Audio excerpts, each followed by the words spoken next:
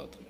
గత ప్రభుత్వం తీసుకొచ్చినటువంటి యాక్ట్ ల్యాండ్ టైటిల్ యాక్ట్ అది కరెక్ట్ కాదు అని చెప్పేసి అందరూ కూడా చెప్పడం జరిగి ఈవెన్ లాయర్లు కూడా వ్యతిరేకించారు. సో ఆ విషయాన్నే ప్రజల దృష్టికి తీసుకెళ్లడంలో సక్సెస్ అయింది కూటమి ప్రభుత్వం. సరే, తర్వాత అది సెంట్రల్ గవర్నమెంట్ అదే యాక్ట్ పెడితే బెనిఫిట్స్ ఇస్తామని చెప్పినట్టు సందర్భాలు కూడా ఉన్నాయి. సరే, అది పక్కన పెడదాం. ఇప్పుడు అదే భూములకు సంబంధించి ఒక యాక్ట్ని తీసుకొచ్చింది కూటమి ప్రభుత్వం. అది ఏంటంటే AP land grabbing prohibition act అంట.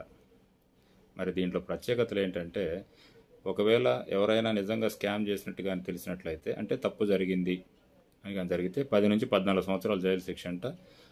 నష్టపరిహారం వచ్చేసి మార్కెట్ ధర అంట. అది ప్రైవేట్ భూమి కానీ, ప్రభుత్వ భూమి కానీ, ప్రైవేట్ భూమి కానీ, దీనికి అయ్యే ఖర్చులంతా నిందితులే భరాయించాలంట. తర్వాత భూ ఆక్రమదారులు, బినామీలు, సహకరించినటువంటి అధికారులందరి మీద కోర్టు కేసులు పడతాయంట.